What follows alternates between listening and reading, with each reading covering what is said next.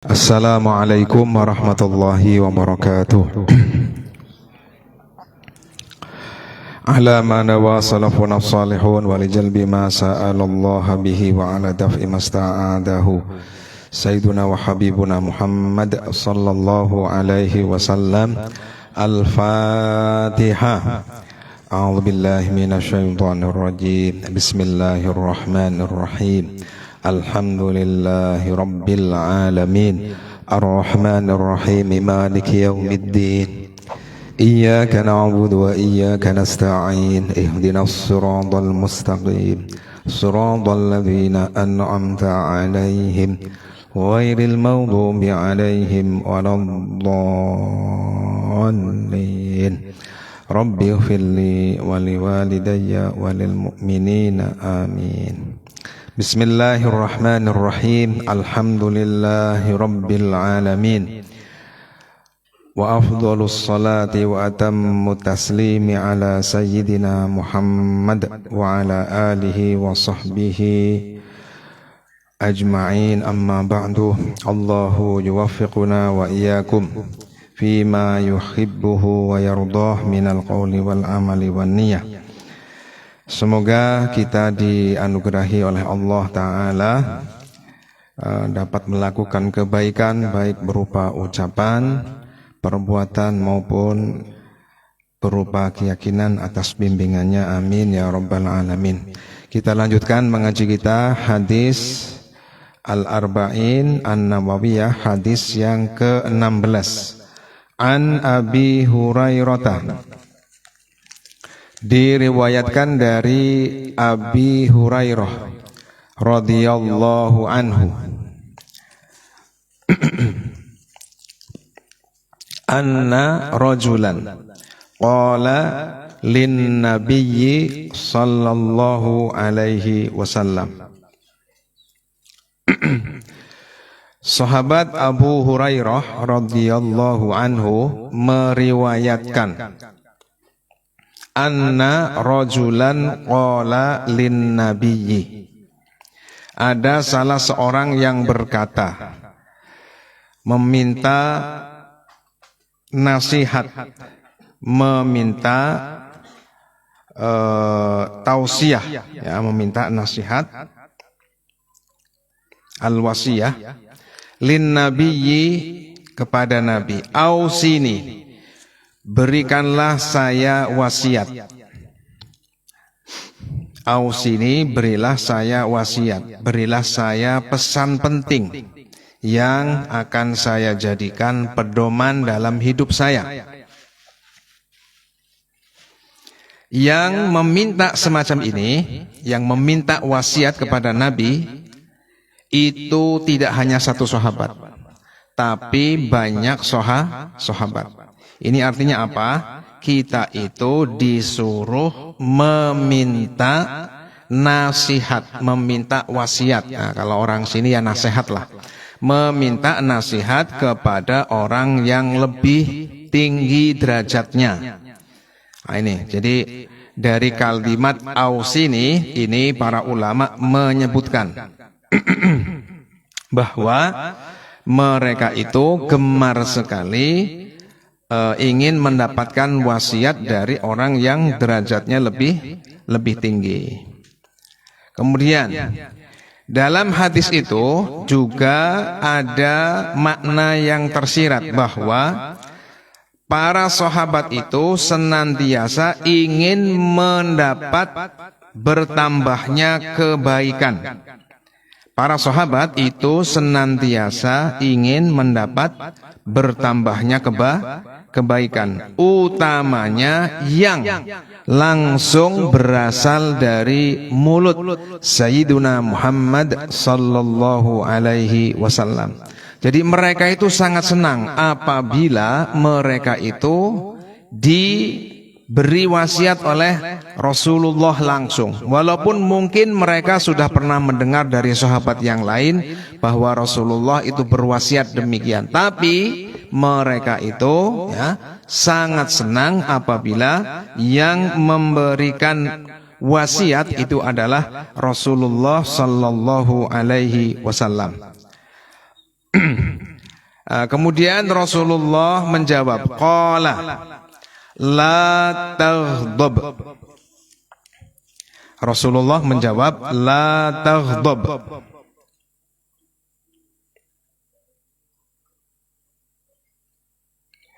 Ay la taghdab fima yata'allaqu bihududhi nafsika wa hawa nafsika. La taghdab ay fima yata'allaqu fi hududhi nafsika wa hawa nafsika. La taghdab. Nabi berpesan, Nabi berwasiat, la taghdab, jangan marah. Awas. Perintah jangan marah di sini bukan secara mutlak. Yang dimaksud dengan jangan marah di sini adalah jangan sampai kita marah terhadap apa-apa yang ada hubungannya dengan bagian kita secara pribadi, yang ada hubungannya dengan kita secara pribadi. Wa hawa nafsikah, dan keinginan hati yang bertentangan dengan syarak. Nah, ini kita jangan marah dalam hal yang demikian ini. Saya ulang. Jadi la taghdab, engkau jangan marah, itu maksudnya jangan engkau marah pada segala sesuatu yang kaitannya hanya dengan dirimu secara pribadi. Wa hawa nafsikah, dan keinginanmu yang belum tentu atau yang bertentangan dengan syarak. Kecondongan-kecondongan hati yang bertentangan dengan syarak. Maka hendaknya kita itu jangan marah dalam urusan dua perkara tadi. Ulama menyebutkan ada yang namanya al-ghadabu lillah, ada al-hubbu lillah, ada yang namanya al-ghadabu lillah. Marah karena ada hal-hal yang dimuliakan oleh Allah Ta'ala itu dihinakan. Jadi al-ghadab idza untuhikat maharimullah, marah ketika hal-hal yang dimuliakan oleh Allah Ta'ala direndahkan, dihinakan. Ini namanya al-ghadab lillah. Ada al-hubbu fillah, ada al-ghadabu lillah, atau al-hubbu lillah, ada al-ghadabu lillah. Al-hubbu lillah, misalkan kita mencintai apabila apa-apa yang Allah muliakan itu dimuliakan. Contoh, kita itu mempunyai kedua orang tua. Orang tua kita oleh Allah kita diperintahkan untuk memuliakan keduanya. Nah, kita memuliakan orang tua, kita mencintai orang tua, itu lillah, karena Allah memerintahkan agar kita menghormati, agar kita mencintai orang tua. Jadi bukan karena apa, bukan. Aku misalkan ini yang nggak boleh ya. Saya itu sayang kepada orang tua supaya nanti kalau saya mau menikah itu nanti, awas, ini bukan dosa, tapi ini nggak boleh. Nggak boleh dalam arti dia tidak mendapatkan bagian apa-apa nanti di akhirat. Aku pengen berbuat baik kepada orang tua supaya nanti kalau saya menikah biayanya yang nanggung orang tua semua. Misalkan seperti itu. Jadi urusannya urusan dunia, agar saya mendapatkan harta orang tua. Semacam itu. Apakah ini berdosa? Tidak berdosa. Tapi di akhirat dia tidak mendapatkan apa-apa. Tapi berbuat baik kepada orang tua karena semata-mata melaksanakan perintah Allah Ta'ala, maka itulah yang nanti akan membuahkan pahala di akhirat. Semacam itu. Jadi kita berbakti kepada orang tua karena didasari apa? Karena Allah memerintahkan kita untuk untuk berbuat baik kepada orang tua. Jadi karena Allahnya itulah yang menjadikan kita berbuat baik kepada orang tua. Orang tua kita seperti apapun, karena Allah Ta'ala itu memerintahkan kita untuk berbuat baik kepadanya, ya sudah, kita harus berbuat baik kepadanya. Nah, orang tua itu perintah mereka apapun itu harus dipenuhi kecuali perkara yang haram. Perintah orang tua selagi tidak haram itu harus dipenuhi. Kalau tidak dipenuhi kemudian bisa menjadikan sakit hatinya mereka. Ini ukurannya orang tua ya. Jadi perintah orang tua selama bukan perintah yang haram itu wajib untuk diikuti. Bahkan perkara yang makruh, bahkan perintah yang mubah. Mubah apabila diperintahkan orang tua dan kita di dalam mengikuti orang tua karena mengikuti Allah Ta'ala, maka berpahala. Contoh, tong gemene tong maem, ayo sini makan. Makanannya kita tahu ini nggak enak. Coba makan itu mubah apa mubah? Atau kita itu sudah kenyang, sudah kenyang, tapi orang tua menyodorkan makanan, minuman itu sesuatu yang mubah, sesuatu yang boleh hukum asalnya. Nah, tapi karena diperintah oleh orang tua disuruh makan, dong ini ada makanan, ini ada oleh-oleh, ayo dimakan. Kalau kemudian kita tidak makan, kita tidak mengkonsumsi, kemudian menjadikan hati orang tua sakit, maka kita haram untuk tidak makan. Kita wajib untuk makan, mencicipi misalkan sedikit. Jangan sampai orang tua tersinggung gara-gara kita tidak makan, gara-gara kita tidak minum. Itu namanya memenuhi perintah orang tua dalam perkara yang mubah.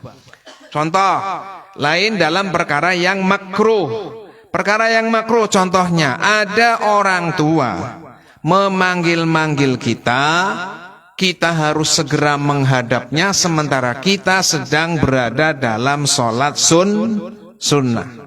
Kita memutuskan sholat sunnah itu hukumnya makruh.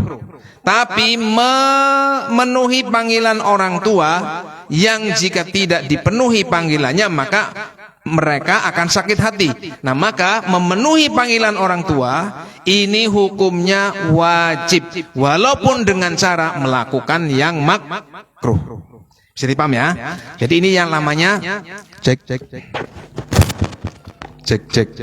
Ini yang namanya al-hubbu fillah atau al-hubbu lillah, mencintai karena sesuatu tersebut atau orangnya adalah orang yang diridhoi, orang yang dicintai oleh Allah Ta'ala karena Allah memerintahkannya. Nah, al-ghadab lillah itu juga merupakan perintah Allah Ta'ala. Nah, yang dimaksud dengan la taghdab di sini adalah jangan sampai kita marah karena menuruti apa-apa yang menjadi bagian kita secara pribadi. Atau karena kita menginginkan sesuatu yang sebenarnya bukan hak kita. Ketika tidak mendapatkan atau ketika hak itu dicopot dari kita oleh orang lain, kemudian marah. Ini yang tidak boleh.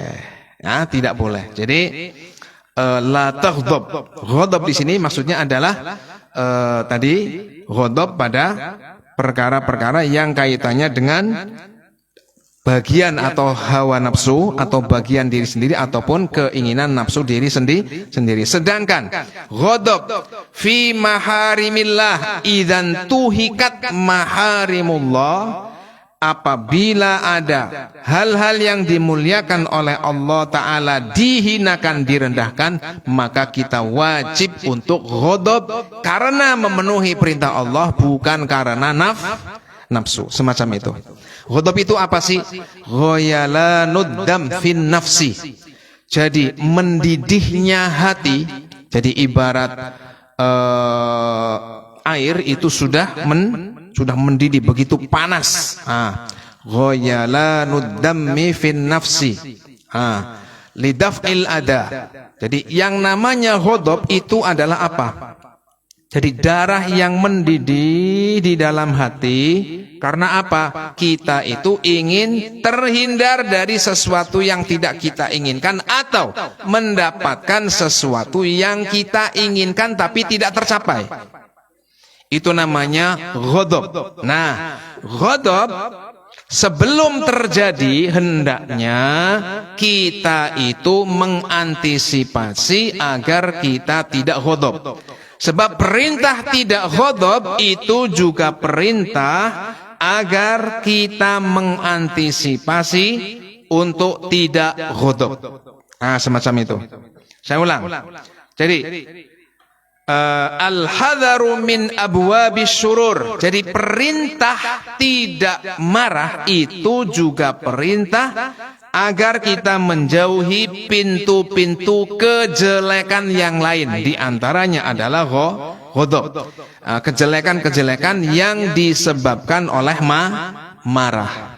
Disebabkan ghadab, orang yang semula hubungannya harmonis maka menjadi pertengkaran. Karena ghadab orang bisa mencelakai orang lain. Karena ghadab maka orang menjadi sebab hilangnya ketentraman dalam masyarakat menuruti ambisi pribadi. Nah, ini bahaya.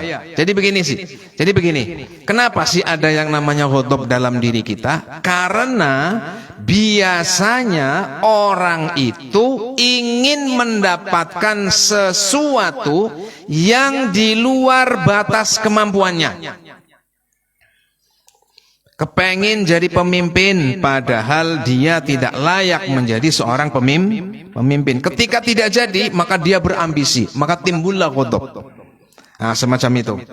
Jadi ghadab, jadi hal-hal yang bisa menjadikan ghadab ini juga wajib kita antisipasi.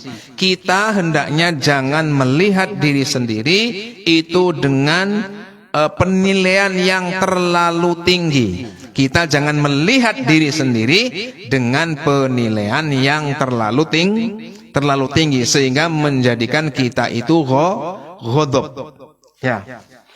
Dengan ghadab orang itu bisa jatuh dalam kekufuran.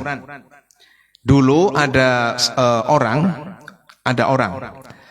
di zaman jahiliyah, tapi orang ini Islam. Ya, jahiliyah tapi orangnya Islam. Karena yang namanya zaman jahiliyah itu bukan berarti tidak ada orang Islam, kecuali ahlul fatrah. Nah, kalau ahlul fatrah di sini ada memasukkan jahiliyah, juga ada yang memasukkan yang lain yang bukan jahiliyah. Ada orang yang sangat kaya raya, dia mempunyai lembah yang apabila ditempuh dengan perjalanan sehari itu tidak cukup. Jadi wong duwe pekarangan. Kalau ibarat di Brebes itu ya kebun atau sawah ya, atau pekarangan lah. Nah, ini dia mempunyai lembah. Mempunyai lembah yang sekiranya orang berjalan sehari penuh itu nanti tidak tembus tanah yang dia miliki, lembah yang dia miliki. Di sana terdapat ternak, di sana terdapat perkebunan. Orang yang kaya ini, dia merasa ibadahnya kuat. Dia merasa sudah berbakti kepada Allah Ta'ala. Dia merasa anak-anaknya itu sudah berbakti kepadanya. Dia merasa bahwa apa yang dicapainya adalah suatu keberhasilan yang tidak ada cacatnya sedikit pun.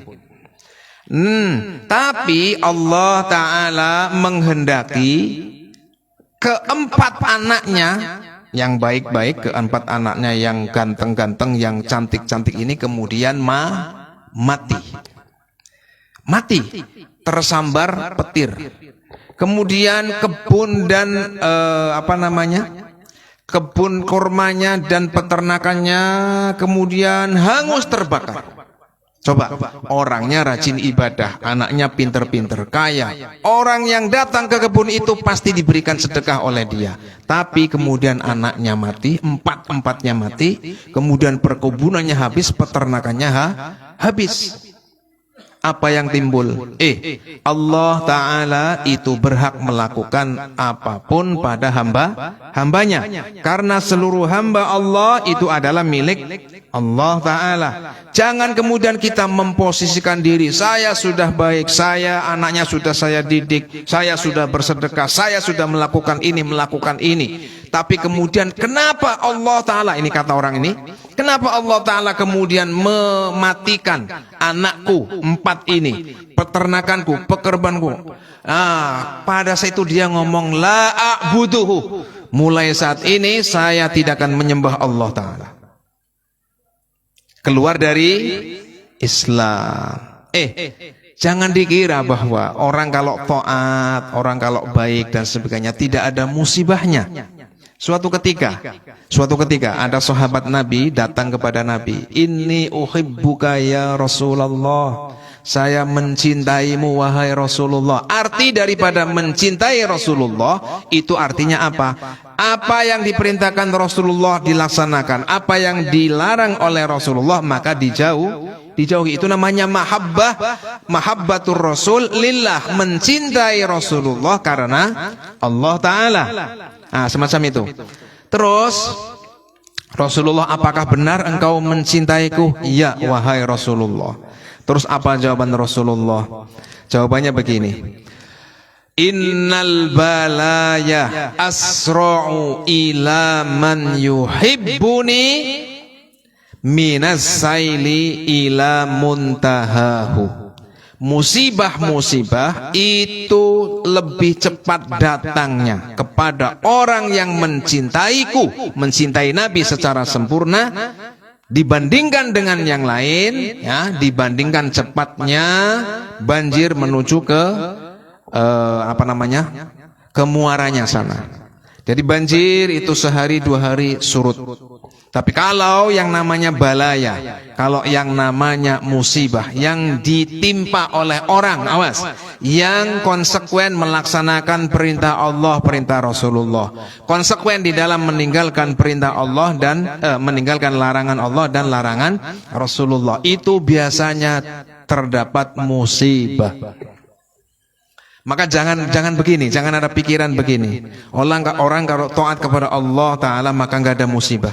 Orang kalau berbakti kepada orang tua maka tidak ada musibah. Aku sudah begini, aku sudah begini, aku sudah begini. Nah itu namanya apa? Menempatkan diri terlalu tinggi. Allah Ta'ala yang memiliki kita dan seluruh apa yang kita miliki. Semacam itu. Jadi ini kalau ya, jadi sebelum khotbah itu terjadi kita sadari bahwa kita adalah hamba Allah Ta'ala. Allah itu berhak melakukan apapun yang ada pada hambanya agar kita tidak mudah marah yang nanti akan menimbulkan kita atau seseorang yang mengalaminya itu terjatuh dalam kemaksiatan. Apabila ghadab sudah terjadi, kalau tadi belum terjadi, apabila ghadab sudah terjadi,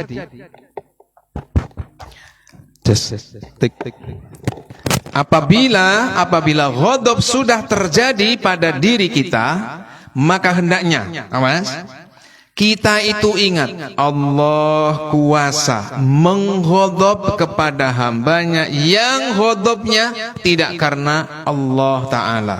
Hendaknya orang yang lagi duduk, coba wong angger lagi jengkel, posisi ngadeg, kepengine apa?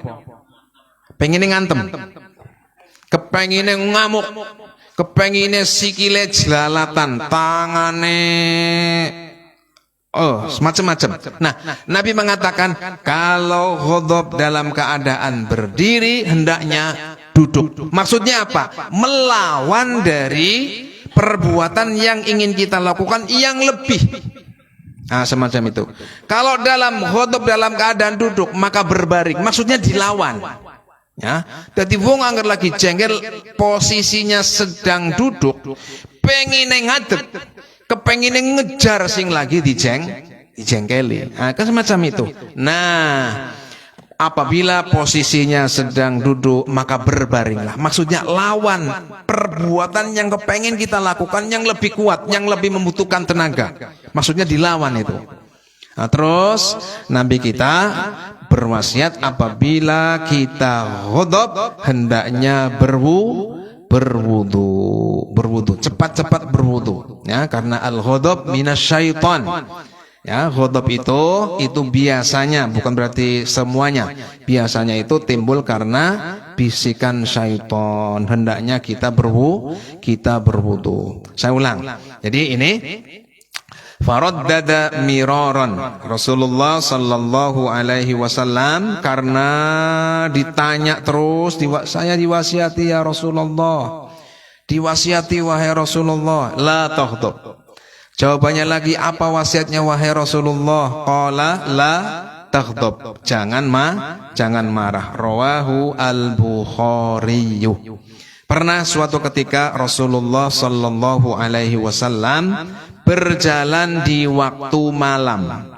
Beliau menggunakan pakaian yang baru saja diberi hadiah oleh orang, tebal, untuk digunakan menghalau rasa dingin. Menghalau rasa dingin.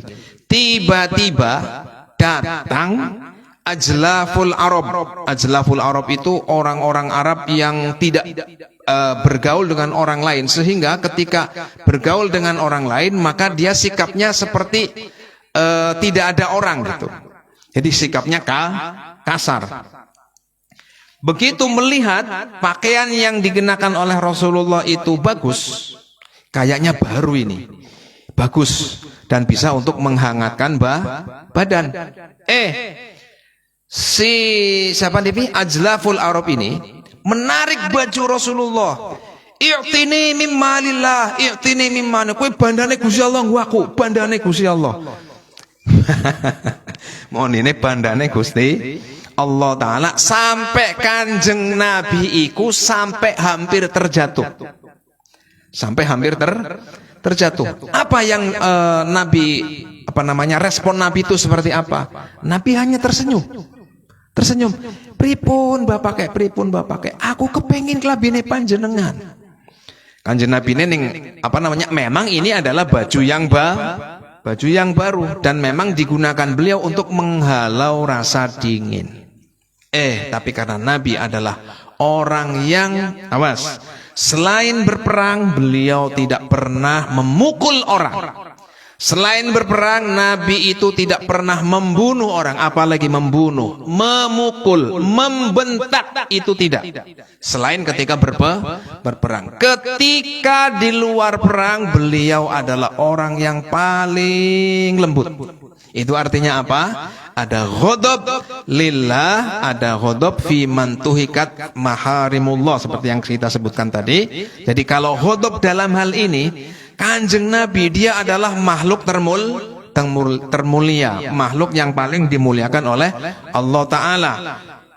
Terus ketika beliau itu hampir jatuh karena pakaiannya itu mau direbut oleh ajlaful Arab, beliau hanya tersenyum, kemudian pakaian itu diberikan kepada si ajlaful Arab tadi. Nah, semacam itu. Jadi Nabi itu tidak pernah menolak apabila ada orang yang meminta. Cuma ya kadang sahabat apabila meminta kepada Rasulullah itu ya canggung. Rasulullah wonge wis orang duwe, tapi ketika beliau diminta maka beliau tidak akan menolak apa yang diminta oleh orang lain, semacam itu. Rawahu al-Bukhari. Nah itu ya tadi ya.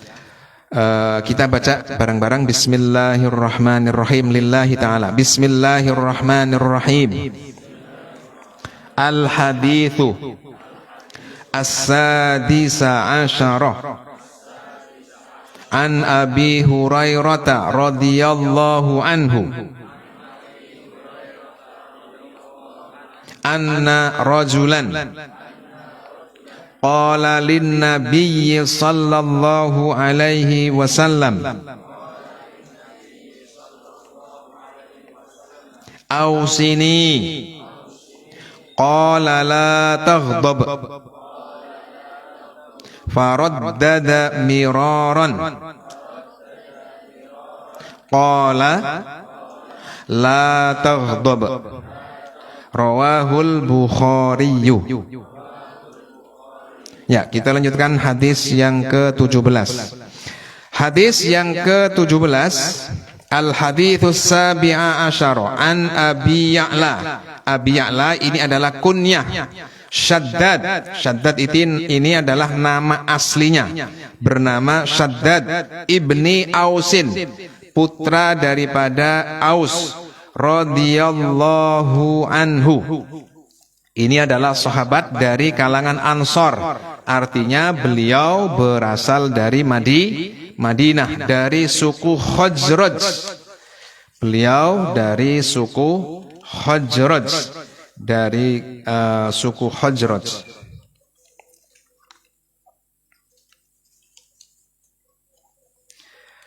Beliau kemudian meninggalkan Madinah, hidup di Palestina, di Baitul Maqdis.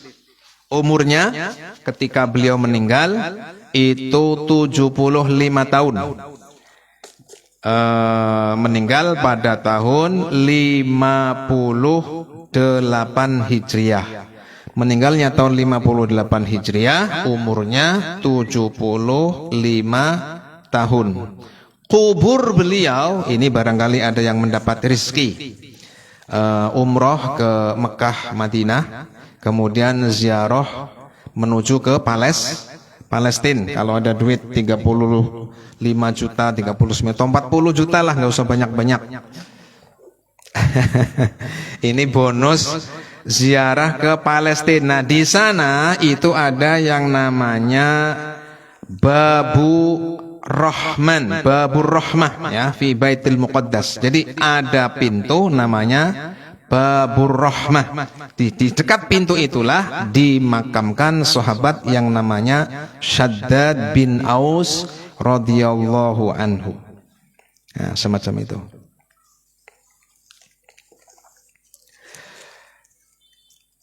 An Rasulillah sallallahu alaihi wasallam qala innallaha katabal ihsana. Katabal ihsana ay amaro. Kataba ay amaro. Awas, kataba ada makna amaro, ada makna farodo. Di sini maknanya adalah amaro atau syara'a. Amaro atau syara'a. Sesungguhnya Allah memerintahkan, mensyariatkan al-ihsan. Allah memerintahkan al-ihsan ala kulli syai' ay fi kulli syai'. Awas. Ala di sini maknanya fi. Allah Ta'ala memerintahkan kepada kita apabila kita melakukan, apabila kita mengucapkan, apabila kita berbuat sesuatu, maka hendaknya kita melakukannya dengan prinsip ihsan. Apa sih ihsan? Ihsan itu adalah al-ihsanu fil fi'li, al-ihsanu fil fi'li iqa'uhu ala ma yaqtadihi syar'ullahi ta'ala. Saya ulang. Ihsan adalah ihsan dalam berbuat ya. Ihsan di dalam melakukan sesuatu. Apa itu? Iqa'uhu, saya ulang. Al-ihsanu fil fi'li iqa'uhu ala ma yaqtadihi syar'ullahi ta'ala.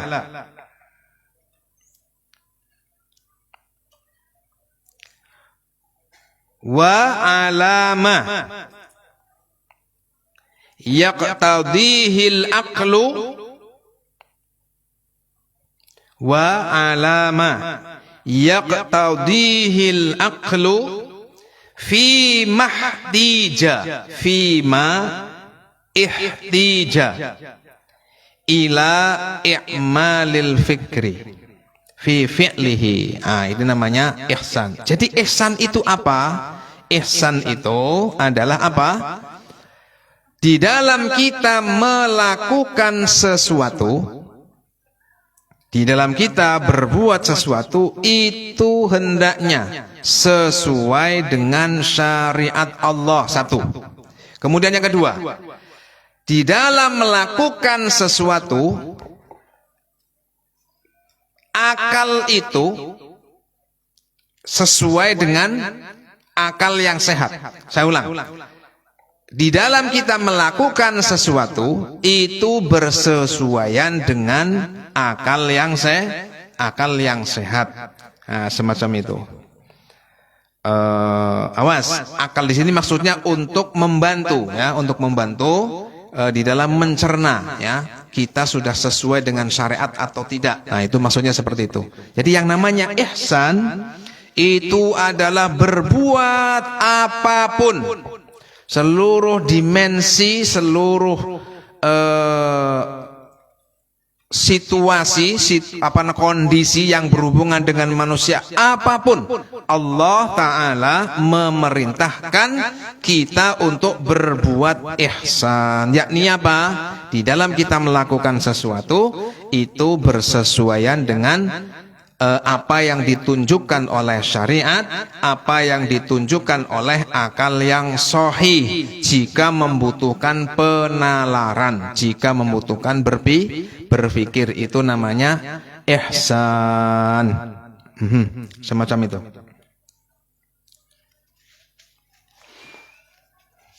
Lah, ihsan di dalam perbuatan bagi manusia itu terbagi pada dua hal.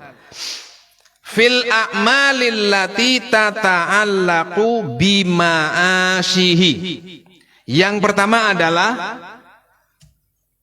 hal-hal yang berkaitan dengan kehidupannya di dunia. Yang namanya manusia butuh yang namanya pangan, butuh yang namanya sandang, butuh yang namanya papan. Hendaknya kita di dalam melakukan sesuatu yang berhubungan dengan urusan dunia ini kita menerapkan prinsip ihsan. Yakni apa? Sesuai dengan apa-apa yang ditunjukkan oleh syariat. Kemudian ihsan yang ada kaitannya fil umur allati tata'allaqu bi akhiratihi. Berkaitan dengan hal-hal yang udah hubungannya dengan seseorang dan ini berkaitan dengan kehidupan akhirat. Maka hendaknya seseorang di dalam melakukan apa-apa yang di dunia dan buahnya itu nanti di akhirat hendaknya sesuai dengan tuntunan syariat. Itulah yang dimaksud dengan ihsan dalam urusan akhirat. Masya Allah, ini kalau diterangkan oleh orang yang mumpuni ini lama sekali ini. Contoh saja ya, di sini Rasulullah Sallallahu Alaihi Wasallam, sangkin yang namanya kita itu diperintahkan untuk berbuat baik, berbuat di dalam melakukan sesuatu sesuai dengan syariat, itu namanya baik. Contohnya apa di sini? Fa idza qataltum ai idza aradtum. Qataltum di sini maksudnya idza aradtum, jika kalian menghendaki, dzabhal dzabihati,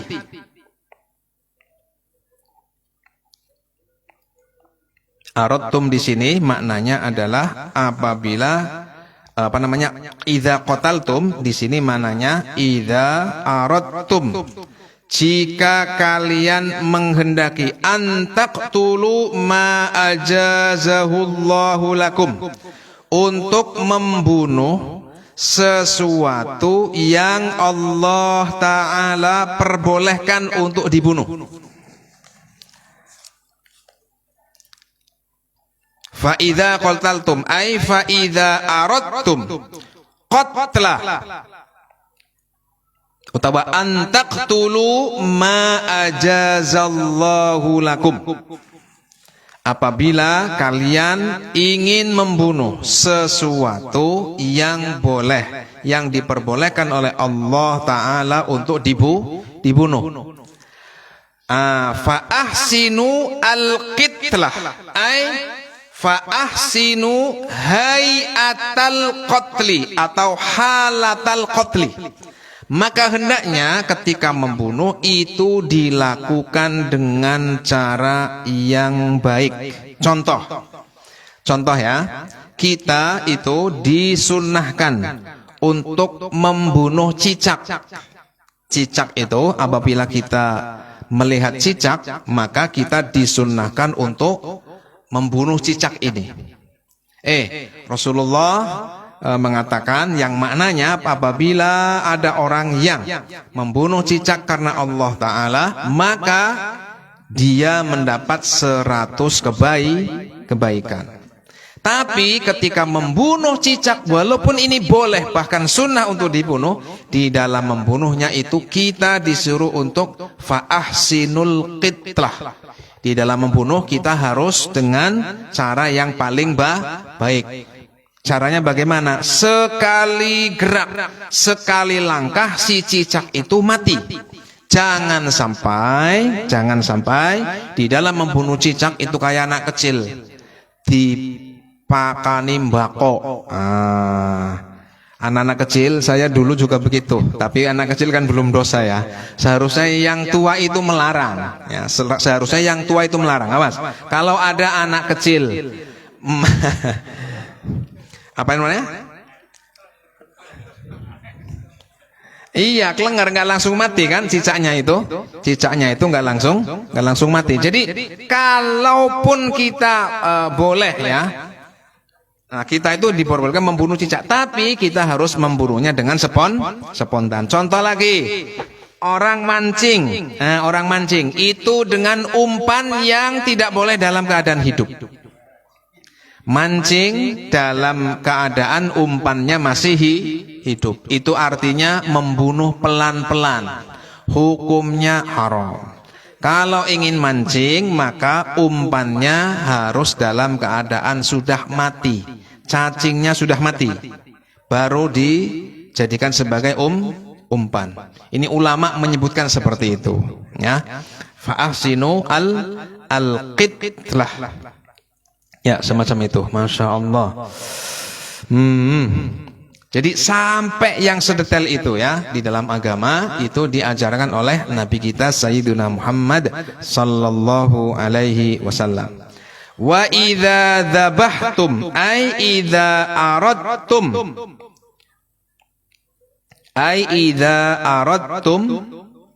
dzabhadz-dzabihati fa ahsinu adz-dzibhah. Adz-dzibhah ay hay'atudz dzabhi, halatudz dzabhi. Apabila kalian hendak menyembelih. Nah, kalau kata tadi kan dibunuh, tidak harus dengan cara disembelih. Kalau ini adalah dengan cara menyembelih. Ketika kita menyembelih itu hendaknya apa? Fa ahsinudz dzibhah. Lakukanlah penyembelihan yang paling baik. Semacam itu. Lakukanlah penyembelihan atau cara penyembelihan yang paling baik, yang sesuai dengan syariat Allah Ta'ala. Di antaranya apa? Di antaranya sebelum menyembelih kita itu harus ingat kepada Allah Ta'ala bahwa kita itu diberi nikmat oleh Allah. Ada banyak hewan yang dihalalkan oleh Allah kepada kita. Yang dihalalkan lebih banyak dibandingkan dengan yang diharamkan. Kita harus ingat bahwa hewan-hewan itu ditundukkan untuk kita. Coba, seandainya Allah tidak menundukkan hewan untuk kita, ya, ada misalkan jaran, kuda. Kuda itu kalau sudah dilatih ya sudah. Dia itu yang penting kalau sudah selesai bertugas nanti dia makan, minum dan sebagainya. Nanti jalan, nanti dia akan digunakan sebagai tempat alat transportasi, nanti dia akan menghasilkan uang. Coba kalau kuda kemudian dia tidak ditundukkan oleh Allah Ta'ala, majikane turu dietek-etek, ya kan? Iya. Jadi betapa yang namanya kuda, ketika tali kendalinya kita tarik ke kiri maka dia akan belok ke kiri. Kalau kita tarik ke kanan maka dia akan belok ke kanan.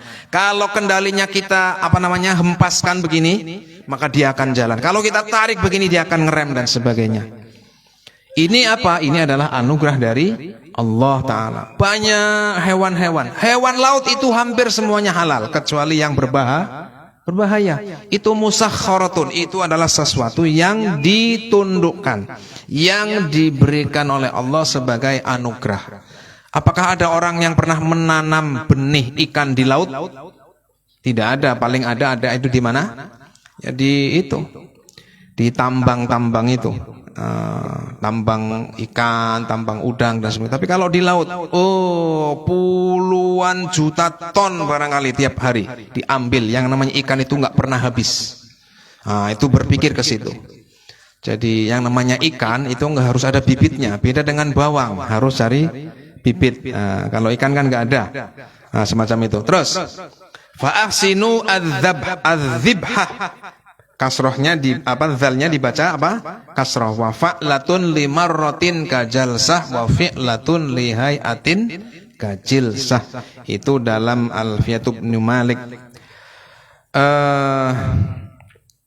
Fa'ahsinu adzibhah wal yuhidda ahadukum syafratahu. Dan hendaknya dia menajamkan, hendaknya seseorang ketika hendak menyembelih itu menajamkan bilah yang akan menempel kepada si hewan yang disembelih. Hendaknya yang tajam. Ini ada adab-adab menyembelih ya. Adab menyembelih diantaranya apa? Diantaranya pisaunya sebelum digunakan untuk menyembelih itu hewan yang akan disembelih tidak melihat pisaunya. Kemudian tidak boleh kita itu menarik hewan yang akan disembelih dengan kasar. Dulu ada sahabat Nabi yang ketika mau menyembelih itu kupingnya sing didudut. Kupingnya wedhus kowe ditutut cengkeweng ngono set. Kanjeng Nabi ne menegur, jangan kau perlakukan kasar hewan yang sudah Allah tundukkan untuk kamu. Dia sudah nurut. Ya, jangan sampai diperlakukan secara kasar. Ada juga sahabat yang ketika menarik hewan itu kakinya ditarak-tarak sebelum disembelih. Nah, ini juga ditegur oleh Sayyiduna Umar radhiyallahu anhu. Jangan kau kasari orang atau hewan yang Allah tundukkan untuk kalian. Nah, semacam itu. Terus wal yurih dzabihatahu. Wal yurih dzabihatahu. Kemudian dzabihahnya ini hendaknya jangan sampai dzabihah yang menyakiti. Dengan apa? Misalkan dengan diinjak-injak, wetenge dedek. Misalkan itu nggak boleh ya. Jadi wal yurih dzabihatahu. Hendaknya dia menjadikan hewan yang disembelih senyaman mungkin. Kalau ada orang mau menyembelih 3 hewan, yang pertama ketika sudah disembelih hendaknya jangan terlihat oleh hewan yang belum disembelih. Tapi bukan berarti haram ya, ini adab. Jadi kalau ada yang belum disembelih hendaknya itu tidak melihat yang hewan yang sudah disembelih. Semacam itu. Kalau orang Jawa dulu bahkan dinain kaca, dinain parem, dinain apa? Payung, dan sebagainya. Ini apa ini? Oh, maksudnya memuliakan hewan. Tapi memuliakan yang tidak diperintahkan oleh syariat. Diadusi. Wedhuse diadusi napa mboten? Ya kan diadusi. Padahal ya dipaesi Jalal. Dipaesi. Dipaesi. Fal yurih dzabihatahu rawahu Muslimun. Jadi ulama menyebutkan qala Ibnu Abi Jamrah rahimahullah fihi rahmatun, di dalam menyembelih yang diaturkan oleh Rasulullah sallallahu alaihi wasallam itu terdapat rahmat Allah taala li ibadi hatta fi halil qatli, bahkan ketika membunuh atau menyembelih. Fa amara bil qatli wa amara birrifqi fihi. Jadi di sini Nabi kita di dalam menyembelih pun itu memerintahkan kita bagaimana caranya agar hewan itu tidak tersakiti oleh kita. Rawahu Muslim. Kita baca bareng-bareng tabarrukan lillahi ta'ala. Al-hadithu as-sabi'a asyara an Abi Ya'la Shaddad ibn Ausin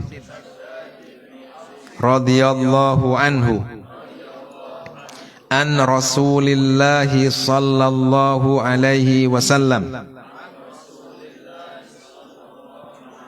annahu qala innallaha katabal ihsana ala kulli syai' fa idza qataltum fa ahsinul qitlata wa idza dzabhtum fa ahsinudz dzibhata wal yuhidda ahadukum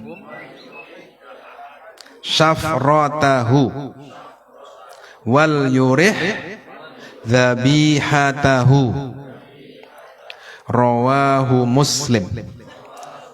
Ya, demikian, mudah-mudahan ada manfaatnya. Kita semakin bertambah ilmu, amalnya semakin bersesuaian dengan syara, semakin faham apa yang diajarkan oleh para ulama, dan semakin ikhlas di dalam mengamalkan ilmu yang diajarkan oleh para ulama. Wallahu yuthabbituna fima yuhibbuhu wa yardah minal qawli wal amali wan niyyah. Wassalamualaikum warahmatullahi wabarakatuh.